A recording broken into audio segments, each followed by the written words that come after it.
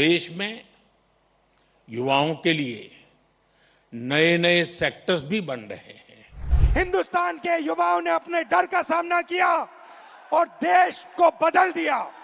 Cheap से लेकर के शिप तक सब कुछ यहीं पर आप ही के हाथों से बनेगा। इस सिस्टम ने रोजगार खत्म किया, इस सिस्टम ने यूनिवर्सिटीज को कैप्चर किया, इस सिस्टम ने आप पर आक्रमण किया है। प्रधानमंत्री नरेंद्र मोदी हों या राहुल गांधी या फिर देश के किसी भी बड़े दल का कोई भी नेता, आज हर किसी की जुबान पर एक ही नाम है, जैन जी। या ये कहें छात्रों के प्रदर्शन ने भारतीय राजनीति को बदल दिया है। अगले साल देश के 7 राज्यों उत्तर प्रदेश, गुजरात, पंजाब, उत्तराखंड, हिमाचल प्रदेश, मणिपुर और गोवा में विधानसभा चुनाव होने हैं। इन चुनावों में जैन जी यानी 18 से 29 साल के मतदाता सबसे बड़ी और अहम भूमिका निभाने वाले हैं। आखिर नेताओं के सुर अचानक क्यों बदल गए हैं और राजनीति का गणित कैसे पलट रहा है, आइए समझते हैं इस रिपोर्ट में। चुनावी बिसात सोमवार से शुक्रवार शाम 7 बजे।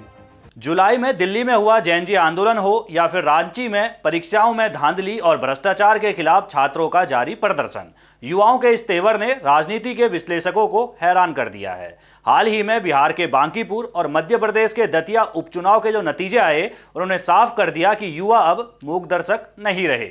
चुनाव विश्लेषकों के मुताबिक अब तक राजनीति में महिला, पिछड़ा, किसान और दलित जैसे वोट बैंक गिने जाते थे, लेकिन अब जैन जी एक नया और सबसे ताकतवर वोट बैंक बनकर उभरा है। आगामी चुनाव वाले 7 राज्यों में करीब 22% मतदाता 18 से 29 साल के युवा हैं।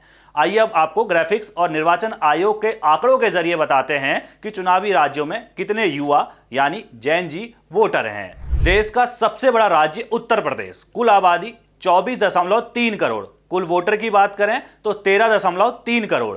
इसमें से 2.8 करोड़ यानी 21% जैन जी हैं, 18 से 29 साल के वोटर हैं। गुजरात की बात करें तो कुल आबादी है 7.4 करोड़, कुल वोटर हैं 4.4 करोड़। इनमें से 1 करोड़ यानी कि 23% वोटर जैन जी हैं। पंजाब की बात करते हैं तो कुल आबादी है 3.1 करोड़, कुल वोटर है 2.1 करोड़। इनमें 46 लाख यानी कि यहां भी 21% जैन जी वोटर हैं। उत्तराखंड की बात करें तो कुल आबादी है 1.2 करोड़, कुल वोटर 71.3 लाख। इसमें से 15.8 लाख यानी कि 22% वोटर जैन जी हैं। हिमाचल प्रदेश की बात करते हैं तो यहाँ कुल आबादी है 75,80,000 और कुल वोटर हैं 57.1 लाख। इसमें से 12,50,000 यानी कि 22% जैन जी वोटर हैं। मणिपुर की बात करते हैं तो यहाँ कुल आबादी है 33.1 लाख, कुल वोटर हैं 19,30,000। इनमें से 4,59,000 जो हैं वो जैन जी वोटर हैं, यानी कि 24% यहाँ जैन जी वोटर हैं। गोवा की बात करते हैं तो कुल आबादी यहाँ 16 लाख है, कुल वोटर की बात करें तो 10,50,000 है। इसमें से 2,07,000 जो है वो जैन जी वोटर है। 20% यहाँ भी वोटर, गोवा के अंदर भी वोटर जो हैं वो जैन जी हैं। अब चुनावी आंकड़ों को थोड़ा और समझते हैं। जिन 7 राज्यों में चुनाव होने वाले हैं, अगर वहां पिछले चुनाव के आंकड़े देखे जाएं तो 940 सीटों में से 257 सीटें ऐसी थी जहां पिछले चुनाव में जीत का अंतर सिर्फ 5% या उससे भी कम था। अकेले उत्तर प्रदेश की 403 में से 131 सीटों पर हार जीत का अंतर 5% से कम था। गुजरात की 27, पंजाब की 24, उत्तराखंड की 15 और हिमाचल की 14 सीटों पर भी मार्जिन जो है वो 5% से कम था हार जीत का। यानी अगर 22% जैन जी वोटर्स में से सिर्फ 5% वोटर भी एकजुट होकर किसी एक पार्टी की तरफ मुड़ गए तो पूरे सूबे का सियासी नक्शा बदल जाएगा। चुनावी विश्लेषकों के मुताबिक इसी वजह से राजनीतिक पार्टियां अब जाति धर्म के पुराने फॉर्मूले को छोड़कर इन बड़े बदलावों को करने पर मजबूर हो रही है। पहला बदलाव है युवाओं पर फोकस्ड राजनीति। अब सिर्फ घोषणा पत्रों में वादे नहीं होंगे, बल्कि रैलियों के भाषणों में सीधे रोजगार, स्किल डेवलपमेंट और डिजिटल इकोसिस्टम पर बात होगी।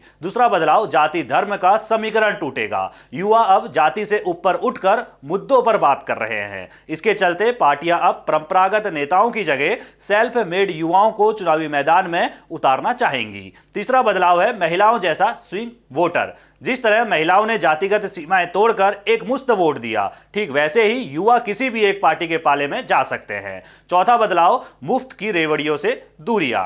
जैन जी को फ्री या फिर लुभावनी योजनाओं में दिलचस्पी नहीं है। वो ठोस और स्थायी रोजगार चाहते हैं और व्यवहारिक वादे। अगला जो परिवर्तन है वो है व्यवहारिक वादे। राजनीतिक दलों को अब ऐसे व्यवहारिक वादे करने होंगे जिन्हें जमीन पर उतारा जा सके, क्योंकि युवा खोखले दावों को तुरंत खारिज कर दे रहा है। यही वजह है कि बीजेपी हो या कांग्रेस, सब ने अपनी पूरी ताकत झोंक रखी है। एनडीए सांसदों की मंगल मिलन बैठक पूरी तरह युवाओं और रोजगार के प्रेजेंटेशन पर केंद्रित थी। इसके अलावा 8 अगस्त को प्रधानमंत्री नरेंद्र मोदी ने दिल्ली आईआईटी के मंच से देश के युवाओं और छात्रों को सीधा संदेश दिया।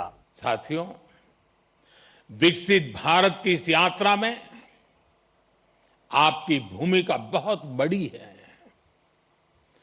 देश का युवा जितना सशक्त होगा, उतना ही देश सशक्त होगा। इसी सोच के साथ हमने कई ऐसे सेक्टर्स ओपन किए हैं जहां युवाओं के लिए एंट्री ही एक तरह से बंद हुआ करती थी। सरकार की आधुनिक नीतियों की वजह से आज देश में युवाओं के लिए नए नए सेक्टर्स भी बन रहे हैं।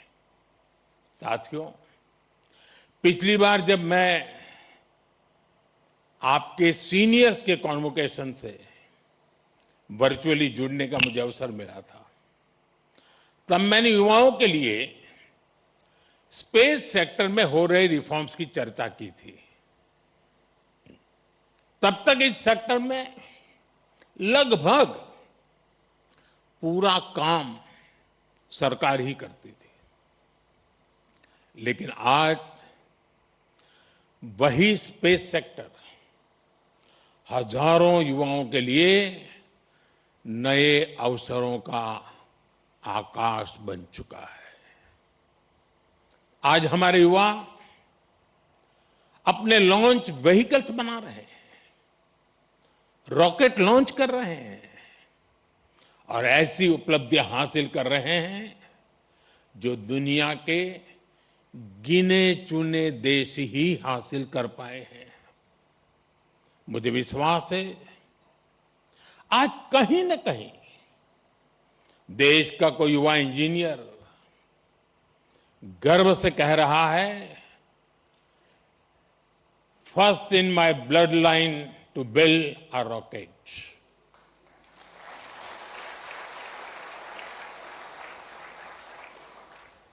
सेमीकंडक्टर सेक्टर का उदाहरण भी हमारे सामने है।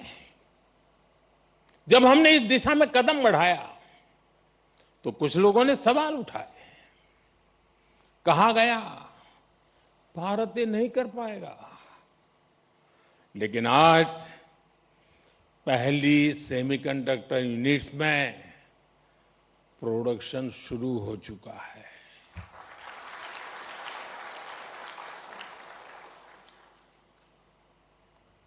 और मैं साफ मानता हूं, चिप से लेकर के शिप तक सब कुछ यहीं पर आप ही के हाथों से बनेगा।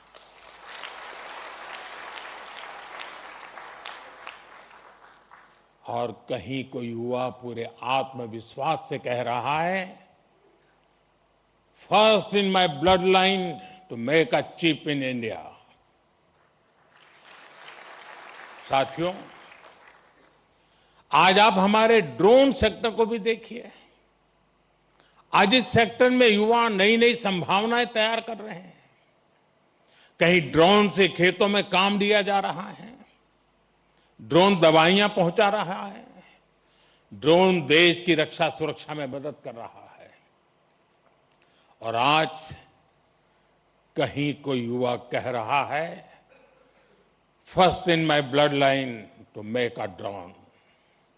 साथियों, भारत के स्टार्टअप रेवोल्यूशन को इसी पीढ़ी के आप जैसे युवाओं ने ही तराशा भी है ताकत भी दी है। दूसरी तरफ राहुल गांधी छात्रों की गूंज कार्यक्रम के जरिए युवाओं को साधने में जुटे हुए हैं। दिल्ली के जंतर मंतर पर हुए लाठीचार्ज का मुद्दा उठाकर कांग्रेस संसद में हर दिन हंगामा कर रही है और गृह मंत्री अमित शाह से जवाब मांग रही है। 8 अगस्त को जब प्रधानमंत्री नरेंद्र मोदी दिल्ली से युवाओं को संबोधित कर रहे थे, ठीक उसी दिन राहुल गांधी यूपी के प्रयागराज में छात्रों और युवाओं के बीच में मौजूद थे। इस अंधेरे में, मगर इस अंधेरे में आप लोगों ने लाइट जला दी। ये देखिए, इस अंधेरे में आपने वो करा जो आपके माता पिता नहीं कर पाए। वो अपने डर का सामना नहीं कर पाए, मगर हिंदुस्तान के स्टूडेंट्स, हिंदुस्तान के युवाओं ने अपने डर का सामना किया और देश को बदल दिया। आपने आवाज रखी आपने अपनी आवाज रखी, नफरत के साथ नहीं, मोहब्बत के साथ आपने अपनी आवाज रखी। भाई और बहनों, मैं सिस्टम की बात कर रहा हूं। ये सिस्टम क्या है और ये सिस्टम को कौन चलाता है?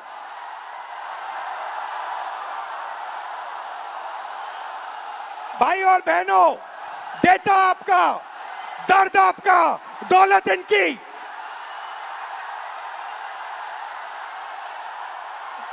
दर्द आपका, डेटा आपका, दौलत इनकी। ये सिस्टम है। अंबेडकर जी ने कहा था सोशल, पॉलिटिकल, इकोनॉमिक। ये देखिए, ये है इकोनॉमिक, पैसा, अदानी। इनकी आमदनी 10 साल में 30 गुना बढ़ी है। ये पहले ग्लोबल रिच लिस्ट में 600 नंबर पे हुआ करते थे, 10 साल के अंदर ये दूसरे नंबर पे पहुंच गए। ये पूरे सिस्टम को फाइनेंशियल सपोर्ट देते हैं। बीच में पॉलिटिकल, मोदी जी, अमित शाह जी। बीजेपी का बैलेंस 150 करोड़ रुपए का होता था बैंक में, आज इनका बैंक बैलेंस 10,000 करोड़ रुपए का है। 10,000 करोड़ रुपए का एक पॉलिटिकल पार्टी का बैंक बैलेंस। नरेंद्र मोदी जी आपका ध्यान भटकाते हैं और पॉलिटिकल सिस्टम चलाते हैं। वोट चोरी होती है, वोटर लिस्ट में ब्राजील की औरतें आती है। और तीसरा, आपके सोच पर कंट्रोल, जो इलाहाबाद यूनिवर्सिटी में किया गया है, आरएसएस के वाइस चांसलर्स बैठा के हर संस्था में प्रचारक, ब्यूरोक्रेसी में प्रचारक, फोर्सेस में प्रचारक, मीडिया में प्रचारक, जुडिशरी में प्रचारक, पैरामिलिट्री में प्रचारक, यूनिवर्सिटी कॉलेजेस में प्रचारक। सोच को कंट्रोल करने का तरीका यह है सिस्टम। भाई और बहनों, मोहन भागवत, नरेंद्र मोदी जी, अमित शाह जी और अदानी जी, इस सिस्टम ने रोजगार खत्म किया। इस सिस्टम ने यूनिवर्सिटीज को कैप्चर किया। इस सिस्टम ने आप पर आक्रमण किया है। मगर इस अंधेरे में आप लोगों ने लाइट जला दी। ये देखिए, इस अंधेरे में आपने वो करा जो आपके माता पिता नहीं कर पाए। वो अपने डर का सामना नहीं कर पाए, मगर हिंदुस्तान के स्टूडेंट्स, हिंदुस्तान के युवाओं ने अपने डर का सामना किया और देश को बदल दिया। आपने आवाज रखी आपने अपनी आवाज रखी, नफरत के साथ नहीं, मोहब्बत के साथ आपने अपनी आवाज रखी। साफ है कि अगले 6 से 7 महीनों में होने वाले विधानसभा चुनावों में अगर ये युवा सेंटीमेंट इसी तरह कायम रहा तो भारतीय राजनीति का पुराना ढर्रा और जाति धर्म के सारे पारंपरिक समीकरण पूरी तरह ध्वस्त हो सकते हैं। आपकी क्या राय है इस रिपोर्ट पर? कमेंट करके जरूर बताइएगा। बाकी देश दुनिया की सभी खबरों को पहले पाने के लिए चैनल को सब्सक्राइब करना बिल्कुल ना भूलिएगा। जहां नेता चले चालें और वोटर करे हिसाब, हर सीट पर तगड़ी जंग, हर गली में हंगामा। कुर्सी के खेल में छुपा है बड़ा ड्रामा। कौन जीता कौन हारा, संपूर्ण विश्लेषण। सत्ता का हर तड़का सिर्फ जनसत्ता पर। चुनावी बिसात सोमवार से शुक्रवार शाम 7 बजे।